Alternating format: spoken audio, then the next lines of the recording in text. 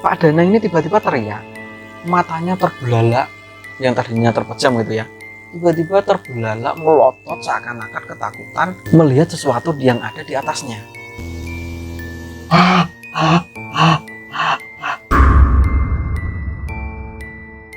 Begitu ditengok, lagi-lagi muncul ada sosok perempuan cantik pakai gaun warna hijau, kemudian di atas kepalanya ada mahkota. Perempuan itu senyum, tangannya sambil mengelus-ngelus rambut Evi. Pak Danang ini tanya mengenai tumbal pesugihan, yang mana tumbal pesugihan itu 3 tahun berturut-turut adalah darah daging maupun pasangan. Tapi kalau yang keempat, kamu boleh melakukan ritual yang itu tumbalnya adalah orang lain, entah lewat makanan, entah melalui ritual yang itu nanti dilempar ke jembatan atau di perempatan jalan supaya nanti ada orang kecelakaan.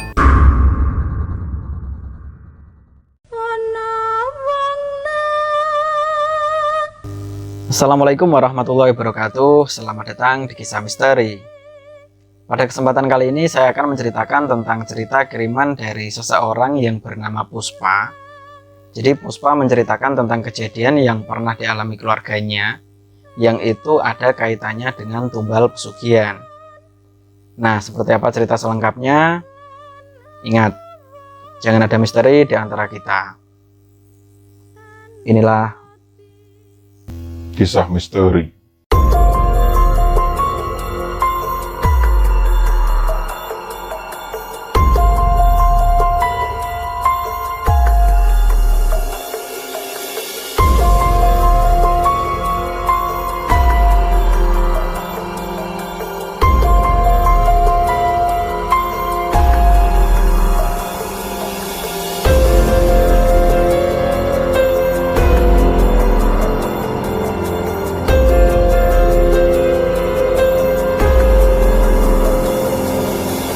Oke, seperti yang aku jelasin di awal tadi, cerita ini dibagikan oleh seseorang yang bernama Puspa.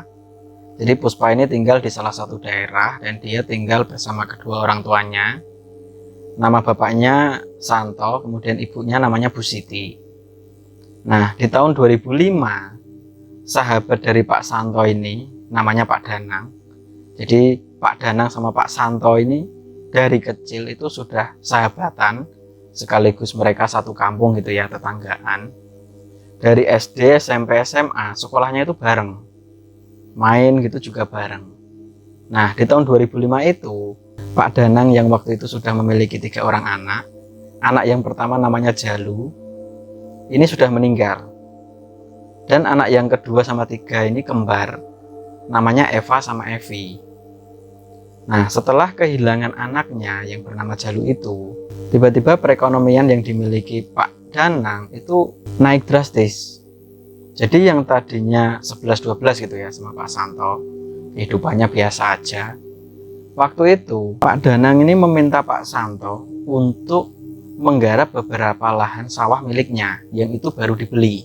Selain itu, Pak Danang juga merenovasi rumah yang tadinya biasa aja menjadi sangat megah. Nah, selain senang gitu ya Pak Santo, Bu Siti juga diminta untuk apa ya istilahnya, pembantu rumah tangga lah. Walaupun setiap malam pulang lagi ke rumah, jadi nggak nginep. Bu Siti ini diminta untuk masak, kemudian cuci, beres-beres rumah, kebun atau apa, seperti itu. Nah, hingga suatu ketika, kurang lebih 1 tahun gitu ya, bekerja di rumahnya Pak Danang. Waktu itu malam tanggal 1 Suro, Bu Siti ini diminta Pak Danang untuk merawat anaknya yang bernama Eva, yang waktu itu baru sakit demam. Jadi sore hari setelah Bu Siti ini selesai kerja gitu ya, begitu pamit mau pulang, Pak Danang ini bilang ke Bu Siti, "Bu Siti, nanti malam temenin Eva ya." "Oh, gimana Pak Danang?" "Nah itu Eva kan baru demam." "Nah kan ada bapak sama ibu toh." "Enggak, aku sama ibu mau pergi keluar kota untuk ngurus bisnis yang ada di sana. Jadi nanti malam saya minta Bu Siti yang nemenin Eva." "Ya, enggak Evi aja Pak. Evi kan saudaranya sendiri." "Ya, Evi itu orangnya penakut Bu. Jadi biar Bu Siti aja yang rawat." Nah, hingga akhirnya Sesampainya di rumah, Bu Siti ini bilang ke suaminya atau Pak Santo, "Pak, aku itu disuruh jagain Eva, katanya Eva baru demam." "Ya nggak apa-apa Bu, sekalian Ibu malam ini tidur di sana." Nah, kurang lebih jam 10 malam di saat Bu Siti ini sudah di rumahnya Pak Danang gitu ya. Waktu itu Evi, adiknya Eva atau kembarannya, karena kamar mereka itu berbeda satu-satu. Kemudian di rumahnya Pak Danang ini juga ada satu kamar yang peruntukannya untuk gudang. Jadi Bu Siti pertama kali kerja di sana itu selalu disampaikan, Bu Siti ini nggak boleh masuk ke ruangan itu atau ke gudang itu. Yang mana itu yang boleh masuk hanya Pak Danang dan juga Bu Danang, istrinya. Nah, malam itu kurang lebih jam 10 malam, memang kondisinya si Eva itu kan panas gitu ya, demam. Nah, jam 10 itu Bu Siti baru di ruang tengah sambil nonton TV gitu ya. Waktu itu kamar si Eva ini ditutup, akan tetapi tidak dikunci. Sedangkan Evi juga udah tidur di kamarnya sendiri. Tiba-tiba Bu Siti ini mendengar kalau Eva ini teriak-teriak dan bilang ular. "Bu Siti, ada ular! Bu Siti, ada ular!" Nah, mendengar teriakan itu, akhirnya Bu Siti ya nyamperin gitu ya. Langsung buka pintu kamarnya Eva, kemudian masuk. Waktu itu memang sangat ketakutan, sampai berdiri di atas kasur si Eva ini. "Loh, kenapa Mbak Eva? Ada apa?" "Bu Siti, coba dicari, di sini tadi aku melihat ular." Nah, akhirnya dicari sama Bu Siti. Dan betul, Bu Siti juga sempat melihat di situ ada ular. Yang ularnya itu ukurannya ya sejempol kaki lah. Warnanya hitam. Nah, begitu melihat, Bu Siti ini pengen mukul gitu ya. Berusaha untuk nyari pukul lah apa adanya yang ada di sana. Tapi giliran sudah dapat pukul, dicari itu sudah nggak ada ularnya. "Oh, udah nggak ada kok Mbak Eva. Pergi kemana ya Bu?" "Ya nggak tahu, yang jelas di kamar udah nggak ada." Nah, selang beberapa saat setelah dirasa aman gitu ya, ular memang udah nggak ada, mungkin udah keluar lah. Akhirnya Eva ini balik lagi ke kamar untuk tidur karena memang kondisinya demam gitu ya. Bu Siti ya cuma bilang, "Ya udah Mbak Eva, tidur aja, istirahat supaya cepat sembuh." "Iya Bu Siti." Nah, akhirnya Eva ini tidur lagi. Sementara Bu Siti ini kembali ke ruang tengah sambil nonton TV.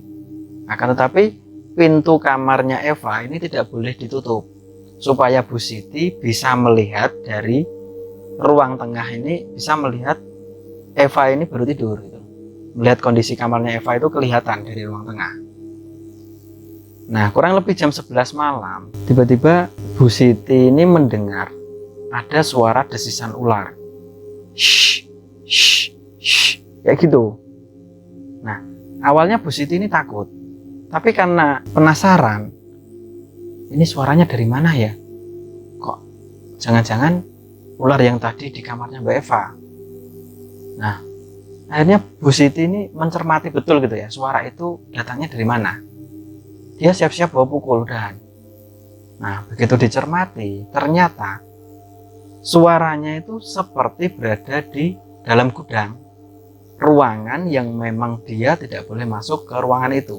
Jadi menurut Bu Siti, ruangan itu hanya Pak Danang dan istrinya yang boleh masuk. Karena itu tempat meditasi mereka berdua. Nah, karena khawatir gitu ya, jangan-jangan ularnya masuk ke dalam gudang itu. Akhirnya Bu Siti ini berusaha untuk buka pintunya. Tapi pintunya emang terkunci. Ah, ya sudahlah. Pintunya dikunci kok. Tapi ular itu kok bisa masuk ya ke dalam ya? Lewat mana? Lubang aja nggak ada. Nah, akhirnya Bu Siti ya balik lagi sambil nonton TV gitu. Dan nggak berlangsung lama, tiba-tiba Bu Siti ini mendengar ada suara kerincing-kerincing seperti delman.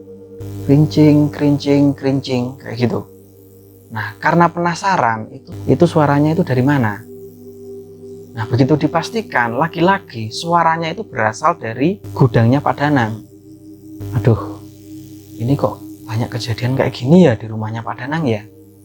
Waktu itu Bu Siti sempat takut, penasaran. Tapi lagi-lagi dia berpikir positif. Ah, mungkin karena aku kecapean. Udah seharian kerja, sampai saat ini dia belum tidur. Nah, hingga suatu ketika, tepat jam 12 malam, tiba-tiba Bu Siti ini mendengar ada suara seperti deburan ombak. biur, biur kayak gitu. Dan itu berasal dari gudangnya Pak Danang. Dari situ Bu Siti ini ya bingung. Duh, kenapa ya? Kenapa ya? Ada apa ya? Dan gak lama setelah itu, begitu melihat ke arah kamarnya Eva, waktu itu Bu Siti emang udah ngantuk-ngantuknya. Tiba-tiba Bu Siti ini melihat ada perempuan cantik pakai gaun warna hijau, kemudian di atas kepalanya itu seperti memakai mahkota. Sampai Bu Siti ini ucek-ucek mata, apa aku salah lihat kali? Tapi lagi-lagi memang terlihat di situ ada sosok wanita cantik, tangannya sambil mengelus-ngelus rambutnya si Eva. Nah, karena penasaran, Bu Siti ini jalan ke arah kamar Eva. Sesampainya di pintu, tiba-tiba sosok itu udah hilang. Loh, itu tadi apa ya? Siapa ya, kok cantik banget ya? Nah, karena memang Eva ini masih dalam kondisi tidur pulas gitu kan, akhirnya Bu Siti ini balik lagi ke ruang tengah. Dan gak lama setelah itu, karena dia haus gitu ya, yang tadinya ngantuk jadi gak ngantuk karena kejadian itu. Waktu itu Bu Siti ini ke dapur untuk ngambil minum. Nah, di saat Bu Siti di dapur, tiba-tiba mendengar Eva ini teriak, "Ah, ah, ah." Mendengar itu, Bu Siti ini langsung lari menuju ke kamarnya Eva. Sesampainya di sana, Eva ini posisinya sudah nggak tidur di atas kasur, melainkan Eva ini tengkurap di lantai yang ada di kamar. Loh, Mbak Eva kenapa? Mbak Eva kenapa?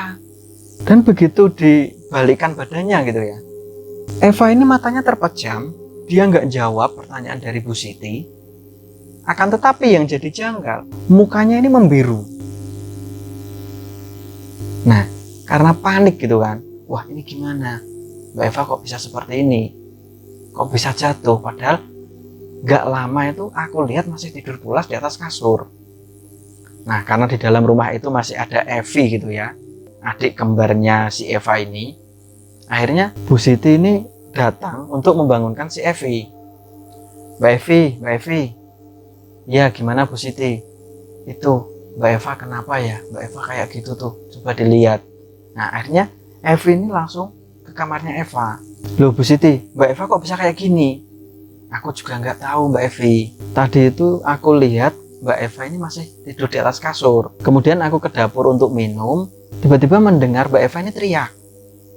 Terus aku lari ke sini dan kondisinya sudah berada di lantai. Aduh Mbak Eva, kamu kenapa Mbak Eva? Nah, akhirnya mereka berdua panik melihat kondisi Eva waktu itu. Nah, kemudian Bu Siti ini inisiatif gitu, bilang ke Evi, Mbak Evi, kamu tunggu dulu di sini. Aku tak nyusul Pak Santo. Nah, akhirnya Bu Siti ini keluar rumah dari rumahnya Pak Danang gitu ya. Jarak rumah Pak Danang sama Pak Santo ini kan kurang lebih terpaut 5 rumah. Sesampainya di sana, dia bilang sama suaminya, Pak, coba lihat ke sana deh. Itu Mbak Eva tadi tahu-tahu jatuh di lantai dan tengkurap. Tapi udah tak balikin, mukanya biru semua dan matanya terpejam. Coba dibantu Pak, barangkali kenapa-kenapa. Nah, akhirnya Pak Santo sama Bu Siti buru-buru menuju ke rumahnya Pak Danang untuk memastikan gimana kondisi Eva waktu itu. Nah, sesampainya di kamarnya Eva, dipegang badannya gitu ya, kakinya, tangannya. Pak Santo ini bilang, loh Bu, ini kok katanya demam, ini kok dingin badannya. Akhirnya dipegang lagi sama Bu Siti. Oh, kok iya toh? Tadinya panas loh. Ini demam tinggi Mbak Eva tadi Pak, tapi ini dingin kok. Nah, akhirnya karena takut gitu ya, wah jangan-jangan Mbak Eva kenapa? Akhirnya dipastikan sama Pak Santo, denyut nadinya, nafasnya, detak jantungnya. Dan malam itu dipastikan Eva ini meninggal dunia. Kemudian Pak Santo ini bilang ke Evi, Mbak Evi, coba telepon Bapak. Oh iya Pak Santo. Kemudian Evi ini telepon Pak Danang, bapaknya sendiri. Halo Pak, ya kenapa Vi? Ini Mbak Eva nggak ada. Mbak Eva nggak ada gimana maksudnya? Mbak Eva nggak ada Pak, Mbak Eva udah nggak ada. Nggak ada gimana maksudmu? Ini Mbak Eva meninggal dunia Pak. Masa? Jangan ngawur kamu. Iya Pak, ini ada Pak Santo dan juga Bu Siti. Yaudah, coba tak ngomong sama Pak Santo. Nah, Nah, akhirnya handphonenya ini dikasihkan ke Pak Santo. Halo Pak Danang, iya betul, ini Mbak Eva meninggal dunia, udah tak pastikan meninggal dunia. Denyut nadinya nggak ada, jantungnya nggak ada, nafasnya juga berhenti. Ya udah gini toh Santo, kamu yang tenang, tunggu aku pulang. Sebelum aku pulang, kamu jangan bilang ke warga dulu kalau Eva meninggal. Oh iya Mas Danang. Nah akhirnya malam itu, melihat kondisi Eva yang sudah nggak ada nyawanya gitu ya, alias sudah meninggal dunia, Pak Santo, Bu Siti, dan Evi itu ya bingung, mau bilang ke tetangga nggak boleh, harus nunggu. Nah kurang lebih 2 jam, waktu itu mau subuh gitu ya, tiba-tiba terdengar suara mobil, dan itu adalah Pak Danang dan juga istrinya. Nah di saat sampai rumah, Bu Siti dan Pak Santo ini merasa Pak Danang itu biasa aja, jadi seakan-akan nggak merasa kehilangan. Oh ya udah toh Santo, nanti habis subuh kamu bilang ke beberapa tetangga, kemudian diumumin di masjid. Nah pagi harinya setelah semua warga tahu gitu ya, udah selesai diumumkan, setengah 7 pagi warga banyak sekali yang berdatangan di sana untuk takziah sekaligus mengurus jenazahnya si Eva ini. Nah di situ banyak sekali warga yang mengait-ngaitkan meninggalnya si Eva dan juga kakaknya si Jalu. Menurut mereka kejadiannya itu begitu cepat. Jadi informasi dari Pak Danang itu tadi sore itu demam tinggi, kemudian malamnya meninggal. Lah ini kok kejadiannya hampir mirip sama kakaknya dulu ya? Apa jangan-jangan? Jadi banyak sekali rumor yang beredar terkait Pak Danang ini pelaku pesugihan. Tapi rumor itu ya paling seminggu, 2 minggu, 3 minggu udah hilang, kembali normal. Nggak ada lagi yang bilang-bilang seperti itu. Nah hari-hari pun berlalu setelah kepergian Eva. Karena Pak Danang dan juga Bu Danang gitu ya istrinya itu punya bisnis di luar kota, sehingga hampir sering mereka itu nggak pulang atau pergi itu nginep sehari 2 hari baru pulang. Evi ini merasa kesepian, jadi yang tadinya saudaranya ada Jalu, Eva, saat itu Evi sendirian. Kalau pagi siang itu ada temennya gitu ya di rumah, ada Bu Siti yang memang diperuntukkan untuk bersih-bersih rumah. Tapi kalau malam hari, Evi ini takut ketika orang tuanya pergi keluar kota. Nah waktu itu si Evi ini bilang ke ibunya, Bu, aku kalau sendiri nggak berani Bu, ibu kok nggak usah ikut bapak. Lah bapak kalau nggak ada ibu yang nemenin ya mana mau. Nah terus gimana Bu? Nah akhirnya Bu Danang itu bilang ke Bu Siti, Bu Siti, ya gimana Bu? Kamu nanti malam tidur di sini nemenin Evi. Emang ibu mau kemana? Aku mau keluar kota sama bapak. Tapi aku tak bilang suamiku dulu ya Bu. Oh iya nggak apa-apa Bu Siti.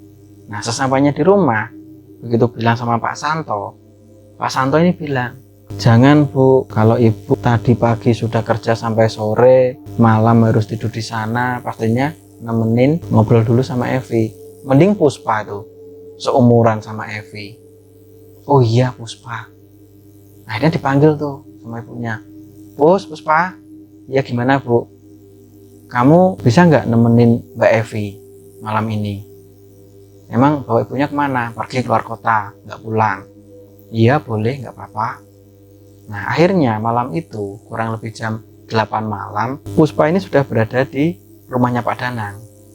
Jadi malam itu Evi dan juga Puspa biasa karena memang seumuran, ngobrolnya itu nyambung, entah itu masalah percintaan, masalah sekolah, sampai-sampai kurang lebih jam 11 malam mereka itu nggak kunjung tidur. Padahal Evi yang biasanya jam 10 malam itu sudah kunci kamar, kemudian berbaring untuk tidur. Tapi begitu ada Puspa yang nemenin, Evi ini seakan-akan seneng gitu. Ah lumayan ada yang nemenin ngobrol kayak gitu. Nah kurang lebih jam 12 malam mereka itu punya inisiatif. Oh gini aja Puspa, kita ambil kasur yang ada di kamarku, taruh di sini. Jadi di kamarnya Evi ini belum ada TV. Di rumahnya Pak Danang ini hanya ada 1 TV dan itu berada di ruang tengah. Nah kasurnya ini diangkat, mereka berdua diangkat dan ditaruh di depan TV itu atau di ruang tengah. Jadi anggapan dari Puspa dan juga Evi, supaya nanti capek ngobrol, udah ngantuk, nggak perlu pindah ke kamar, dia langsung tidur gitu di depan TV. Nah, waktu itu sekitar jam 1 dini hari, mereka ngobrol asik, ngalor ngidul.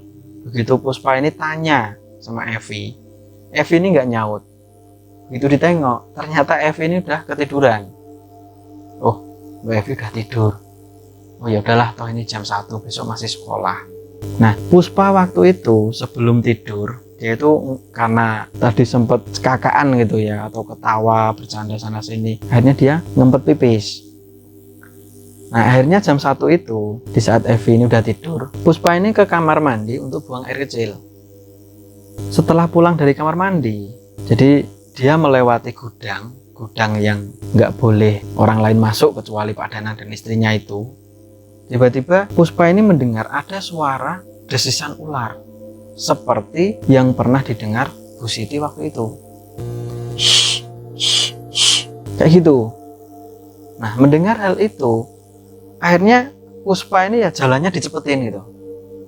Nah, karena buru-buru naik ke kasur, itu gerakannya sambil nyenggol si Evi. Akhirnya Evi ini terbangun. Duh, kenapa sih Puspa? Kok kayak buru-buru gitu? Nggak apa-apa Mbak Evi, nggak apa-apa, tidur lagi aja. Nah, waktu itu Puspa ini nggak bilang ke Evi, tapi pikirannya berkecamuk gitu. Itu tadi suara apa? Suaranya kok bisa kenceng kayak gitu? Ular atau apa? Nah, akhirnya setelah dipikir-pikir gitu ya, ya udahlah, positive thinking aja. Nah, nggak lama setelah itu, di saat Evi ini sudah tidur pulas, tiba-tiba Puspa ini mendengar ada suara yang itu seperti orang ngobrol. Dan begitu dipastikan, dipasang telinganya si Puspa ini gitu ya, suaranya itu mirip seperti suara Pak Danang. Loh, kok kayak suaranya Pak Danang ya? Padahal Pak Danang kan nggak di rumah. Nah, akhirnya karena penasaran, begitu dipastikan suara Pak Danang itu berasal dari gudang itu.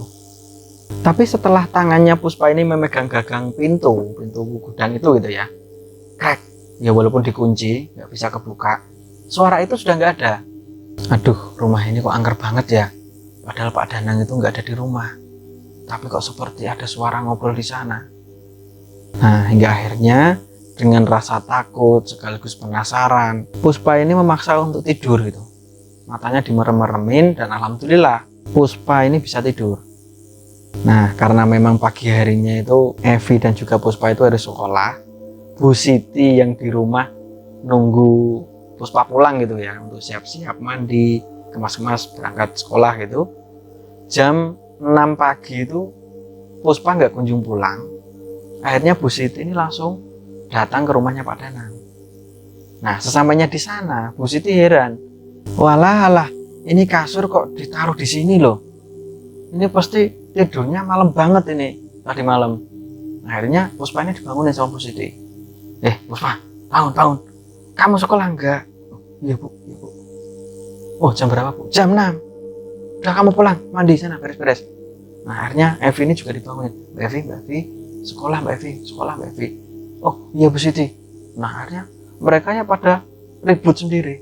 Waduh, telat ini, jam 6 baru bangun. Nah, akhirnya sebelum Puspa ini beranjak pulang, ditempel sama ibunya, jangan pulang dulu, ini kasurnya dibalikin ke kamarnya Mbak Evi. Nah, akhirnya mereka bertiga gotongan tuh, ngangkat kasur dari ruang tengah, dimasukkan ke kamarnya Evi. Nah, hari-hari pun berlalu. Di saat Pak Danang dan istrinya ini pergi keluar kota, selalu Puspa yang nemenin Evi malam hari. Dan banyak sekali kejadian-kejadian aneh, akan tetapi Puspa selalu diingatkan sama Bu Siti kalau yaudah, positive thinking aja, walaupun kamu mendengar hal-hal aneh atau melihat kejadian aneh, udah biarin aja, kamu gak usah bilang ke Evi. Nah, hingga suatu ketika 1 tahun setelah kepergian Eva, lagi-lagi kejadiannya hampir mirip. Jadi waktu itu malam tanggal 1 Suro, tiba-tiba Evi sore hari itu demam tinggi. Jadi waktu itu Bu Siti ini mau pulang karena udah selesai pekerjaannya gitu ya.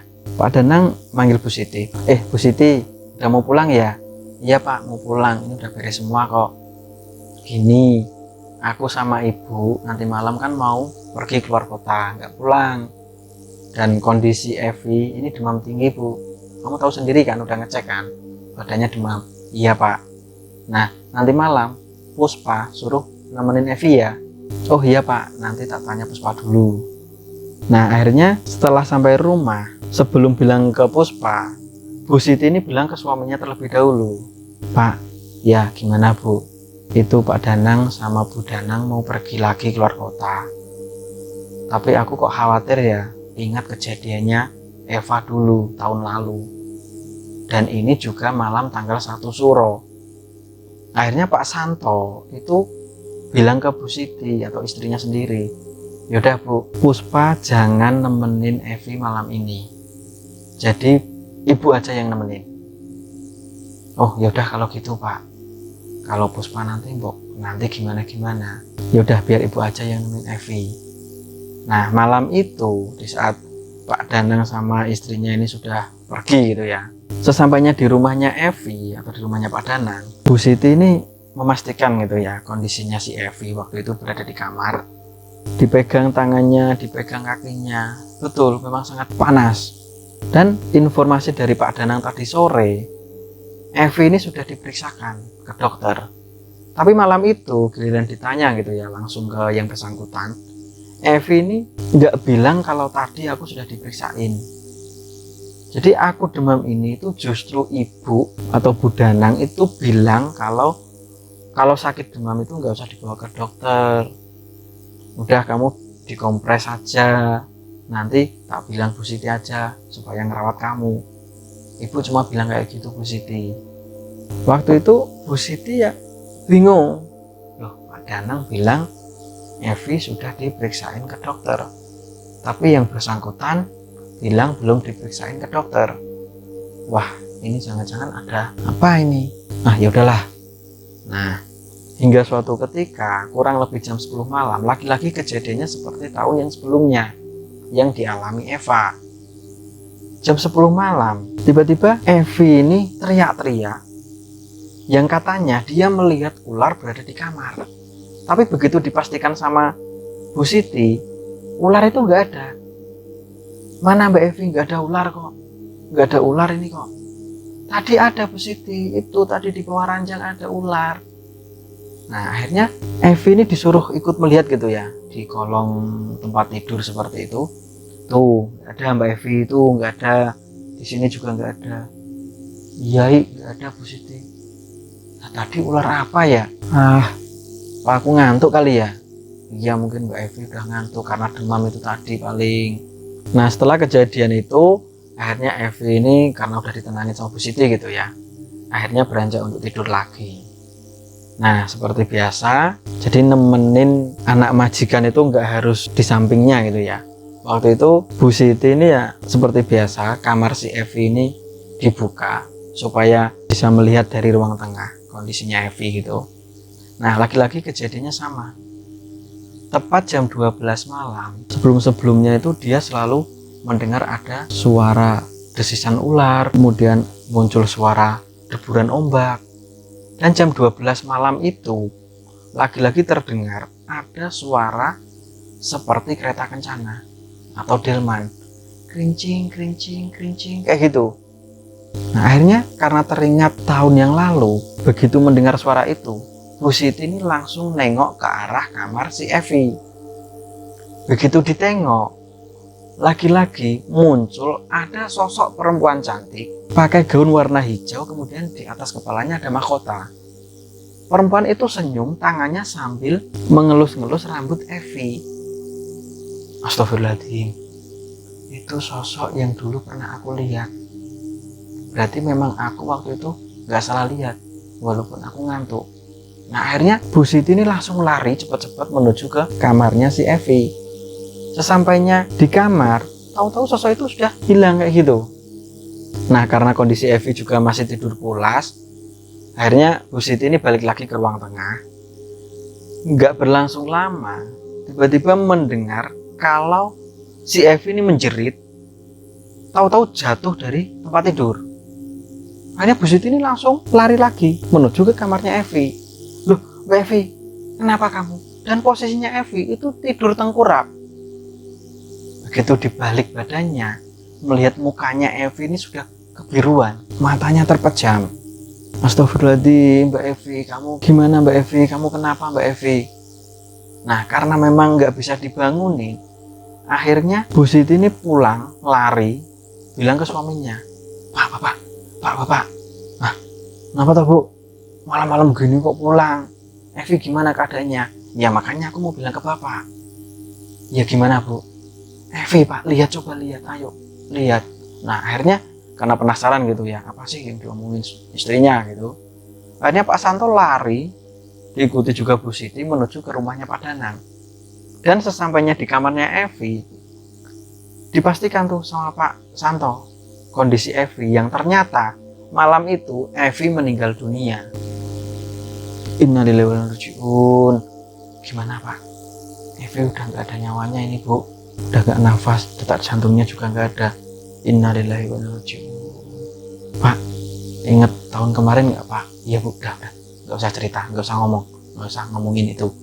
Coba Ibu langsung telepon Pak Danang aja atau Bu Danang. Nah, akhirnya setelah kejadian itu, Bu Siti ini telepon ke Bu Danang. Bu Danang, innalillahi wa inna ilaihi raji'un. Mbak Evi meninggal dunia. Oh ya udah, aku segera pulang. Jadi Bu Danang melalui telepon gitu ya, dia cuma jawab seperti itu aja. Ya udah, aku mau pulang. Seakan-akan nggak ada rasa penyesalan atau apa. Nah, kurang lebih mau subuh, mereka udah sampai di rumah. Lagi-lagi baru bilang ke Pak Santo, si Pak Danang ini, Toh Santo, kamu coba ngasih tahu ke warga-warga sekitar, kemudian ada yang ngumumin di masjid, supaya besok jenazah Evi ini kita urus bareng-bareng.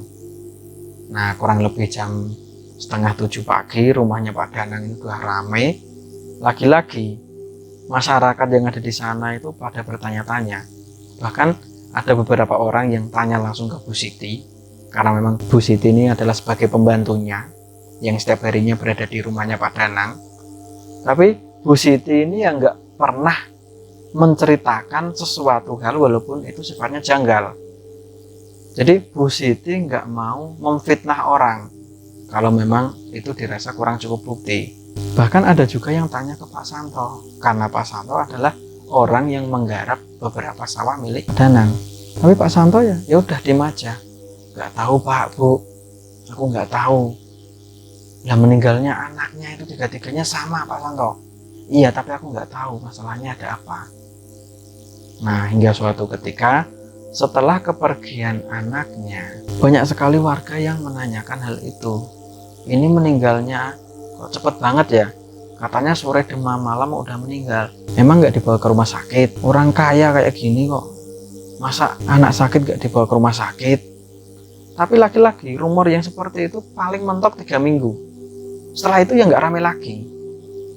Nah, hingga suatu ketika aktivitas seperti sedia kala, Bu Siti tetap menjadi pembantu Pak Danang. Jadi setiap pagi nyuci baju, jemur, kemudian masak, terus setelah itu bersih-bersih rumah.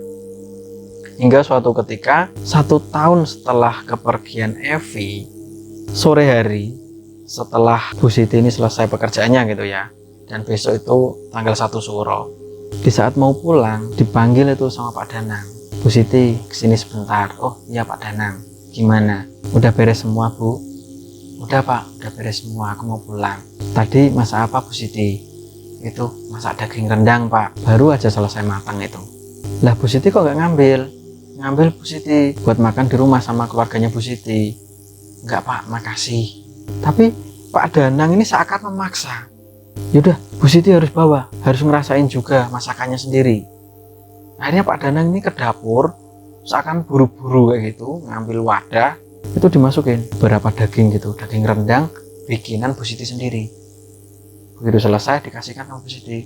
Bu Siti, dah kalau aku makan daging, Bu Siti sama keluarganya harus makan daging juga. Oh iya Pak Danang, makasih. Nah, sesampainya di rumah, Bu Siti ini bilang ke Pak Santo, Pak, ini dikasih daging rendang sama Pak Danang. Oh alhamdulillah Bu, yaudah ayo kita makan bareng. Nah akhirnya Puspa, Bu Siti, Pak Santo ini makan bareng. Tapi sebelum daging itu dimakan, Pak Santo ini mencium aroma busuk dari daging itu. Loh Bu, ini tadi yang masak Ibu toh di rumahnya Pak Danang? Iya Pak, ini yang masak Ibu, rendang biasanya. Emang gimana Pak? Kok kayak bau busuk ya? Coba deh dicium. Nah, akhirnya Bu Siti ini dari piringnya sendiri ini dicium daging rendang itu. Oh, kok gini ya Pak? Kok busuk ya? Padahal ini baru matang ini. Harusnya masih panas. Nah, akhirnya karena khawatir gitu ya, Pak Danang dan istrinya ini memakan daging rendang yang busuk. Bu Siti ini langsung lari ke rumahnya Pak Danang untuk memastikan daging itu busuk enggak. Tapi setelah sampai sana, karena Pak Danang ini ngelihat gitu ya, loh Bu Siti kenapa kok balik lagi? Itu Pak Danang, daging rendang yang tak bawa, yang dikasih Pak Danang tadi baunya busuk, jadi nggak jadi kita makan. Oh masa sih Bu? Yaudah dicek lagi coba. Nah akhirnya dicek tuh sama Bu Siti. Tapi daging yang ada di atas kompor, di dalam panci gitu ya, itu masih segar dan masih hangat. Lah ini enggak kok Bu. Lah Pak Danang sama Ibu sudah makan atau belum? Lah tadi habis ngasih kamu rendang ya Bapak sama Ibu langsung makan. Enggak ada apa-apa. Dagingnya segar, masih hangat, enak kok. Oh ya sudah Pak Danang kalau kayak gitu, yang penting aman. Nah di saat pulang dari rumahnya Pak Danang, Bu Siti ini kepikiran gitu ya. Ini gimana ya, kok aneh ya? Tadi rendang sama-sama bikinanku, dan itu dalam satu panci. Tapi yang tak bawa kok busuk. Nah, keesokan paginya, di saat Bu Siti ini balik ke rumahnya Pak Danang untuk kerja, Pak Danang ini seakan sedikit marah gitu loh, atau kata-katanya agak kasar ke Bu Siti. Bu Siti, berarti kemarin gak jadi dimakan ya dagingnya ya? Iya Pak Danang, enggak lah wong busuk kok, akhirnya dibuang. Loh gimana toh wong daging enak-enak kok nggak dimakan loh, tapi busuk Pak, bener busuk. Oh ya udah, kalau gitu kamu panasin dulu tuh, daging rendangnya masih banyak. Nah akhirnya Bu Siti ini menuju ke dapur. Sesampainya di dapur, kompornya dinyalain lagi untuk menghangatkan daging rendang itu.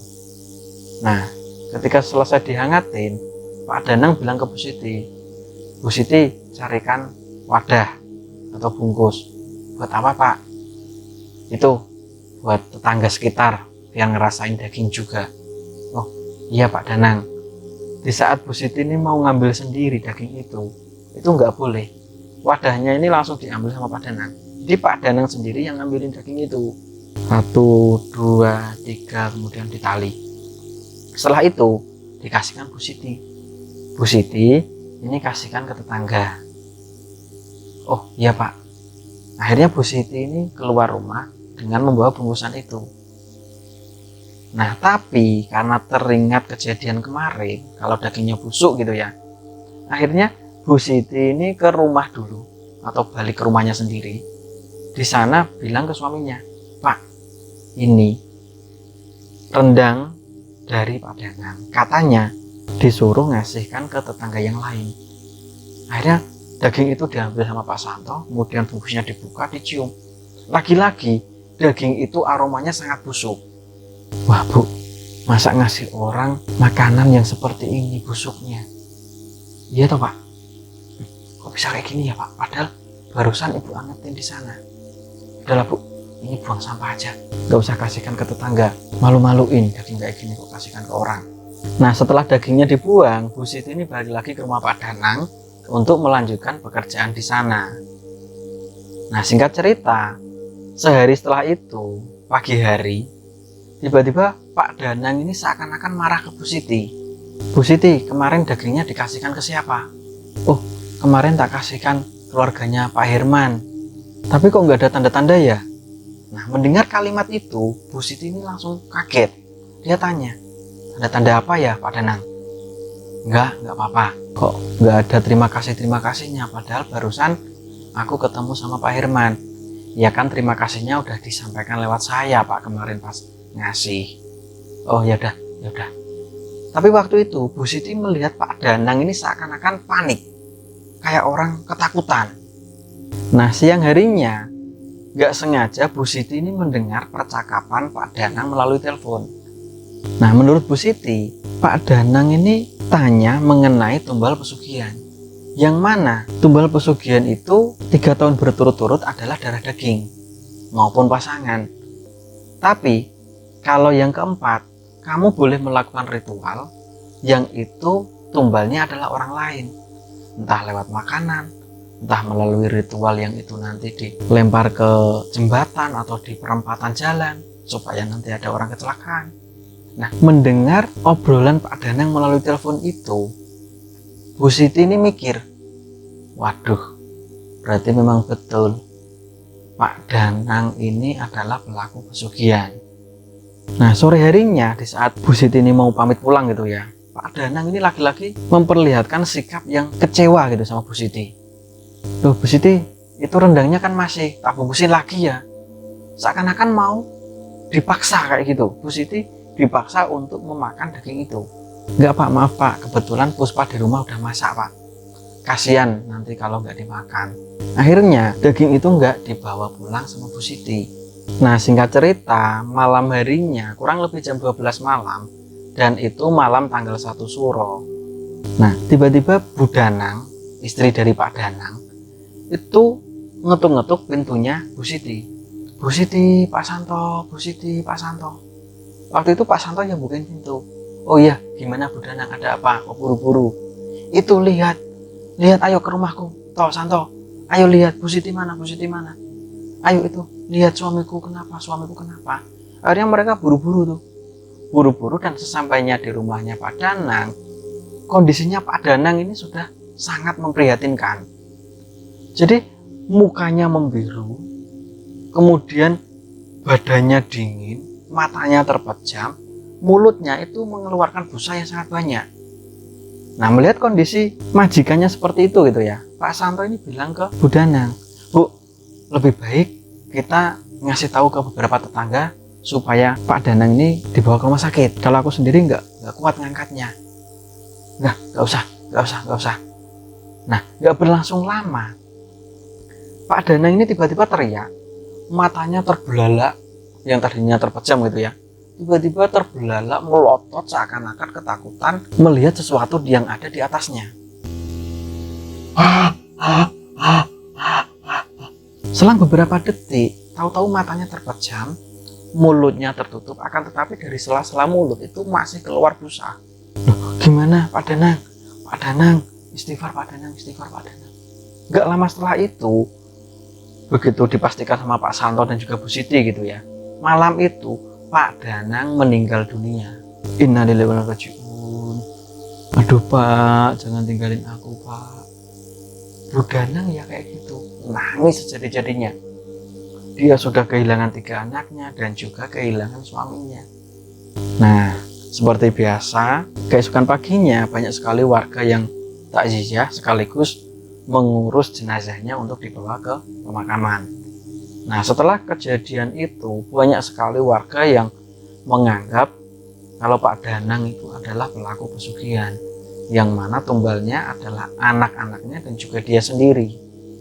Nah, singkat cerita, beberapa bulan setelah itu, karena merasa sendiri gitu ya, selain itu Bu Danang juga sedikit depresi, mau keluar rumah juga malu.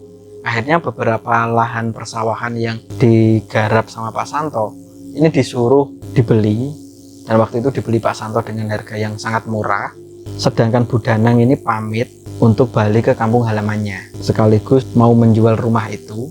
Nah, menurut keterangan dari Puspa, sampai saat ini rumah peninggalan dari Pak Danang itu belum laku juga, sampai-sampai itu mengalami kerusakan dan juga terbengkalai. Nah, mungkin itu cerita kiriman dari Puspa. Semoga kejadian yang dialami mereka semua bisa menjadikan pelajaran buat kita semua. Sampai jumpa di video selanjutnya. Wassalamualaikum warahmatullahi wabarakatuh.